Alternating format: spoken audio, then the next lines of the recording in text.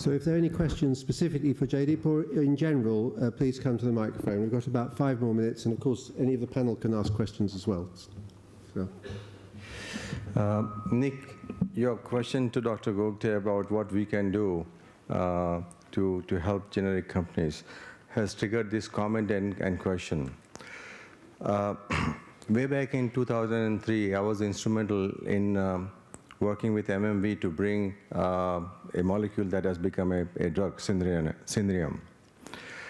With that example, India has shown that not only it has wherewithal to do an NDA, but can develop a drug with less than $30 million total cost for NDA development. Plus, Indian government has shown that it can approve a drug which is not approved anywhere else. We have a lot of criticism for Indian DCGI, but this is one good thing that they have done. And last but not the least, this drug is now sold in India for 120 rupees, that is $2 for the total cost of treatment. So it has addressed the affordability issue, accessibility issue, Indian government's ability to approve the new drugs, and above all, Indian company to do an NDA.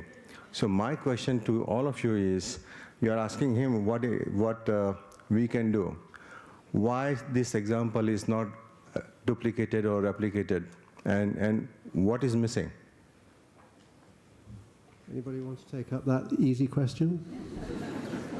I mean, in fairness, not every developing country has a pharmaceutical industry like India, nor do they have a population. That's why when you're talking to an Indian person and ask the question, I ask you this question. You know, the world is looking at India and China for a while, and except for cost arbitrage, there's no such example. This is the first shining example where India has delivered value, okay? And a lot of questions are asking, now I'm asking all of you, why this example is not replicated? I think it is a good. Anybody want to take that up? Can I hazard an answer to begin with, and maybe others can pitch in? So clearly, I think it's a process of evolution for companies, generic companies from India.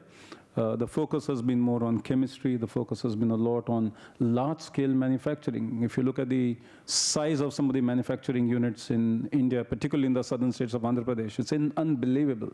And we will have like 2,000 reactors in 500 acres of land to produce drugs for HIV. So I think there's been a lot of focus of just building up this huge amount of drug that is required. But in the last few years, I think companies are realizing that that alone is not going to be sufficient. It's important to make a contribution in other ways as well, and not merely selling drugs at low prices or affordable prices. So I think it's a process of evolution, and what Dr. Barbahia mentioned, I think is a very good example of what Ranbaxy has done. I'm sure there are many other examples. There are several Indian companies who have gone now into new drug development, etc.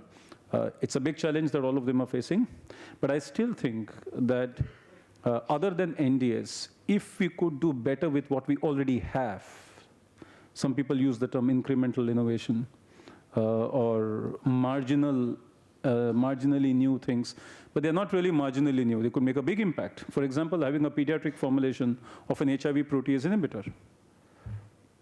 It doesn't look great, but it can have a significant impact on the children who are infected with HIV. Or having combination pills for kids who were taking 3 different syrups earlier, where we know what the compliance rates were. So even I think incremental innovations that, and I think that's a step in that direction that many of the generic companies have taken. Yeah, thank you. My name is Julien Potet from MSF Access Campaign. I would just like to point out a point that has been made about the lack of a WHO pre-qualification program for NTD drugs. I think it's an important lack. For malaria drugs, for HIV drugs, there's a strong WHO program. There's also the FDA tentative approval program that can provide quality assurance for drugs which are produced in countries where the drug regulatory authorities are not stringent. So I'd like to ask the person from the FDA if there's a specific program that the FDA could implement to provide some kind of a quality assurance framework for drugs which are not going to be marketed in the US because there's no need for these drugs in the US.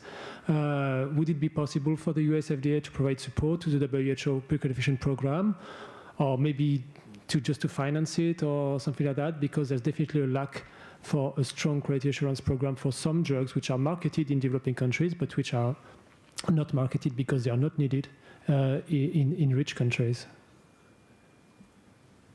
I'm not in a position to commit FDA to any other functions outside of the US, but I think FDA obviously has an interest in this, and I think to the extent that FDA can assist in at least developing the expertise in other countries through educational and through other means of communication, educational means and other means of communication, I think FDA would probably be happy to kind of foster that dialogue, develop educational programs, develop educational materials, basically to empower other countries to take care of what happens locally. But obviously FDA has no jurisdiction outside its own borders and would not want to. That's the issue of other countries.